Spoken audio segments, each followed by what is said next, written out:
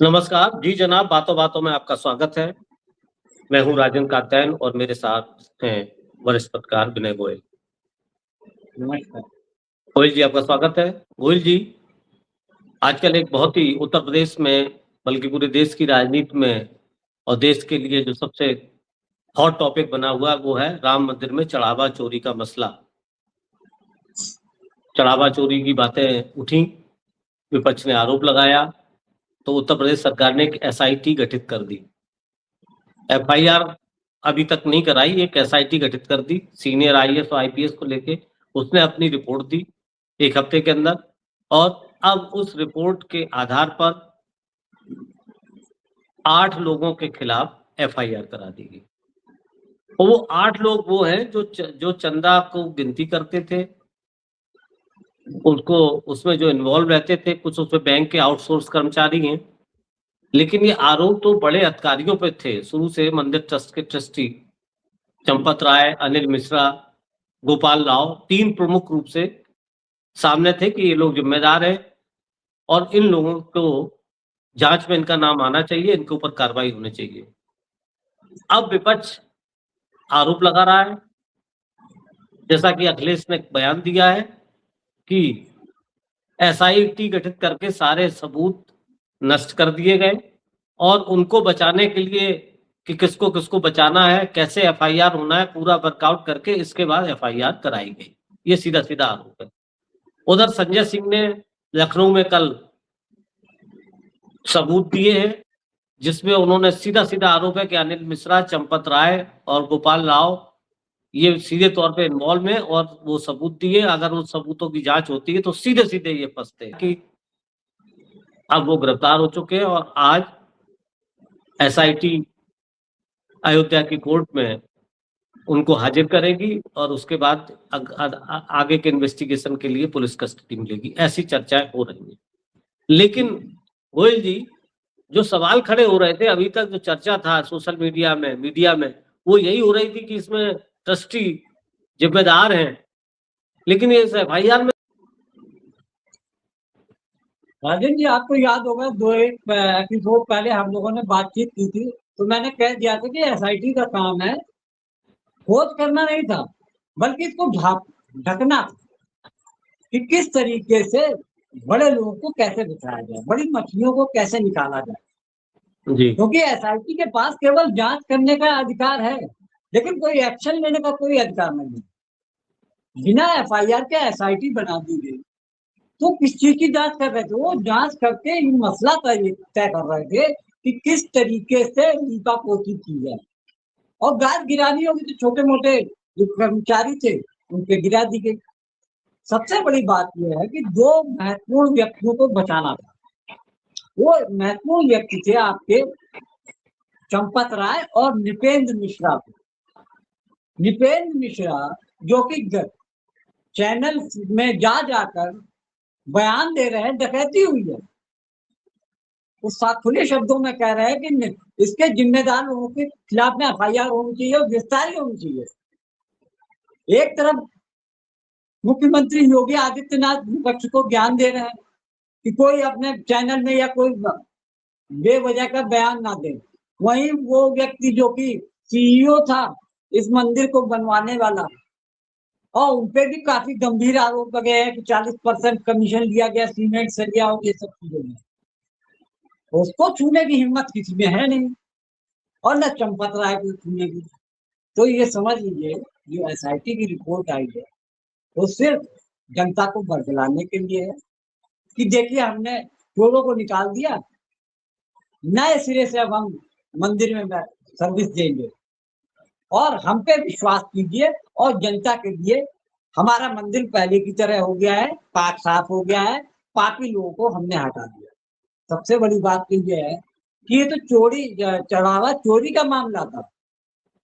चंपत राय पे तो जमीन खरीद फरोख्त में धांधली करने के आरोप है।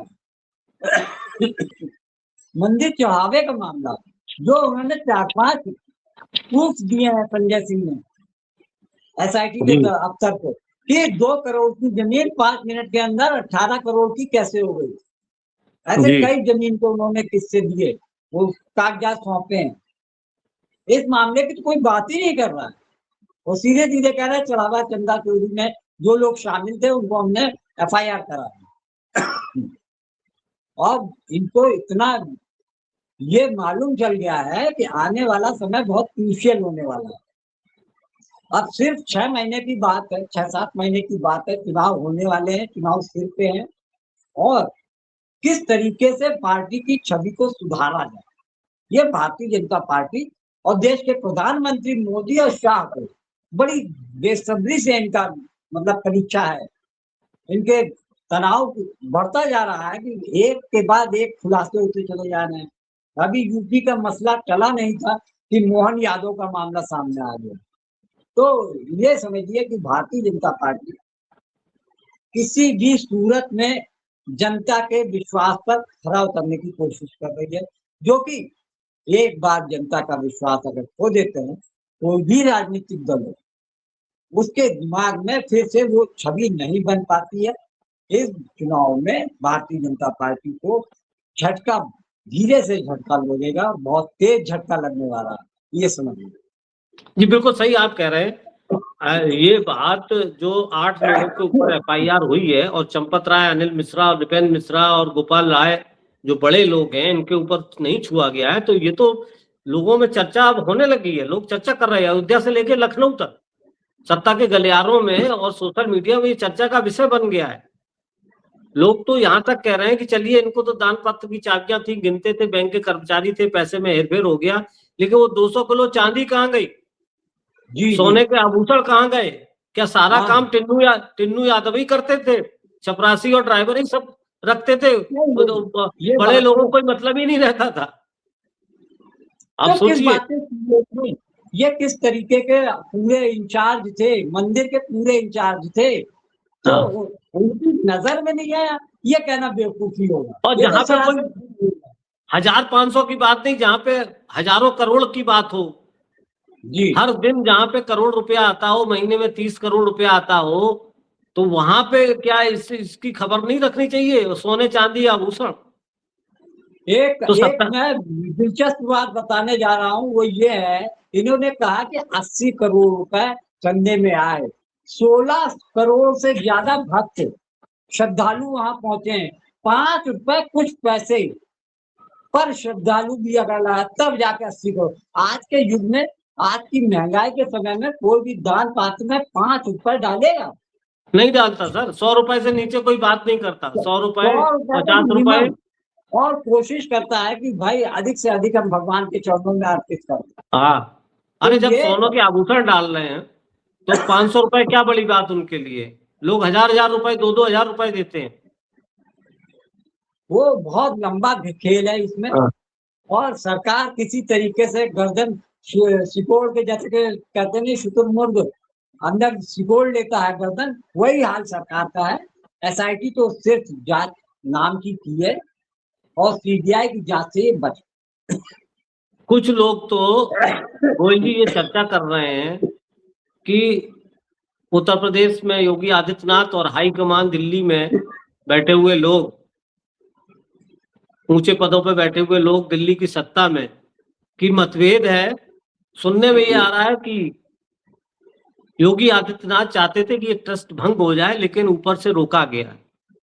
जी जी और जो नाम तय किए गए, किन पे एफआईआर हो, किनको बचाया, ये भी ऊपर से तय किए गए। ऐसे अब सुनने में सीधे सीधे आरोप लगा रहे हैं, सुनने में आ रहा है।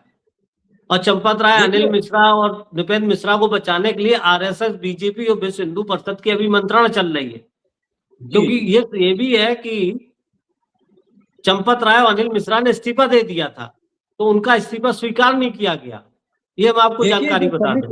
जो ट्रस्ट की समिति बनी, वो केंद्र सरकार ने बनाई ना, जी जी जी। एचएमओ ने तो बनाई, और हाँ जो जी महासचिव को बनाया गया वो एचओ मतलब होम मिनिस्टर ने बनाया। जी तो जी 17 लोगों का जो चयन किया गया, उसमें ज्ञानेश कुमार का भी नाम था। ज्ञानेश कुमार 2024 तक उसमें एक्टिव मेंबर है। जो भी 17 लोग भी मेंबरशिप उसमें मेंबर थे, वो केंद्र सरकार के नामित थे। जी। मतलब यूपी सरकार से कोई मतलब नहीं था उनका। हाँ, हाँ। और यहाँ तक कि निगरानी के जो सीसीटीवी कैमरे लगने थे, पहले यूपी सरकार पुलिस लगवा रही थी। बाद में ये हुआ कि किसी प्राइवेट कंपनी से सीसीटीवी लगवा गया और उसका एक्सेस यूपी पुलिस नहीं कर सकती थी। जब ये गणना होती थी, वोटों की गिनती, नोट की गिनती करते थे, तब उसमें सीसीटीवी कैमरे बंद कर दिए जाते थे। मतलब पूरा प्लानिंग था कि करो, लूटो, खाओ, जी, बिल्कुल सही और कह तो रहे हैं कोई आप बोलने वाला नहीं। कि ये पूरा केंद्र के द्वारा गठित किया हुआ ट्रस्ट था और इसमें केवल नाम के लिए कलेक्टर, वहां के जिलाधिकारी अयोध्या के और गृह सचिव पदेन सदस्य थे। लेकिन लोग बताते हैं कि इनको कोई सुना नहीं जाता था, ना इनसे कोई मतलब रखा जाता था, ना ये वहां जाते थे कभी। वो केवल कागज जी, पे थे। सारा संचालन चंपत राय या नृपेंद्र मिश्रा के द्वारा होता था और जी, गोपाल राव, अनिल मिश्र, यही लोग पूरी तरह से करता धरता थे। आपस में काम बांट रखा था कि तुम्हें क्या करना है, तुमको क्या करना है। ट्रस्ट में 5-6 लोग सक्रिय थे। अब ये किसको रिपोर्ट करते थे, इसका कौन सुपरविजन करता था, ये पता नहीं। लेकिन अभी बीजेपी, विश्व हिंदू परिषद, आरएसएस पे मंत्रणा चल रही कि इन लोगों का इस्तीफा ना लिया जाए। तो वहीं विपक्ष, और अब केजरीवाल कल गए, केजरीवाल ने सीधा सीधा आरोप लगा दिया कि ये पैसा ऊपर तक जा रहा है, पार्टी में जा रहा है। बताइए, देखिए, चुनाव में खर्च हो इतनी रहा है। बड़ी चोरी हो गई है, इतना लूट मची है, तो क्या हाँ, बिना केंद्र तक गए कोई मान हाँ, जाएगा? क्या तुम हाँ, आराम से मलाई काट रहे हो और हम यहाँ हाँ। पे सूझे बैठे रहेंगे? सबकी मिली जुली बात है, बिल्कुल, ये सब कोई तो मिल लाख बांट दो के लाख खा रहे हैं। लाख 2 लाख की वारे न्यारे नहीं है, ना करोड़ 2 करोड़ के हैं। जब कई सौ करोड़ के वारे जी, न्यारे हैं तो जरूर इसमें महत्वपूर्ण, और इसमें तो जांच अब अपनी ही, अपना मैं ही मुंसिफ, मैं ही कातिल, अपनी ही जांच ट्रस्ट के लोग क्या करेंगे? जो जी। जिसको जांच सौंपी गई संजय प्रसाद गृह सचिव को, वो खुद अरे ट्रस्ट के वो भी मेंबर है, पदेन। मेंबर थे, वो भी मेंबर थे इस समिति में। हाँ, 14 सदस्य सत्र में ये इनका भी नाम था, हाँ जी। ये भी उसमें मेंबर थे। हाँ, तो सोचिए, तो ये जो सारी आवाजें पेपर उठ आपने रही हैं देखी वास्तव होगी। में, ये बड़ा महत्वपूर्ण है, बड़ा गंभीर है कि इसकी जांच कम से कम सुप्रीम कोर्ट का सिटिंग डायरेक्शन में, उनके सुपरविजन में कोई जांच हो, सीबीआई जांच हो, सुप्रीम कोर्ट के सुपरविजन में हो, तब कुछ समझ में आता है कि कुछ ईमानदारी से जांच हो सकेगी। नहीं तो विपक्ष का आरोप बिल्कुल सही है, इसमें कोई शक नहीं। और अयोध्या से लेके लखनऊ तक, और लखनऊ से लेके पूरे देश में वाकई चर्चा का विषय बना हुआ है, इसमें कोई शक नहीं है। आप सोचिए कि कैसे जांच सामने आएगी। पहली बात तो गलत तरीके से जांच, पहले एसआईटी गठित करना, बाद में एफआईआर कराना, ये अपने पहला केस है। नहीं तो कहीं भी कोई होती है तो पहले एफआईआर जांच होती है। एसआई जब जांच ही नहीं तो एसआईटी जांच किसकी करेगी, क्या जांच करेगी?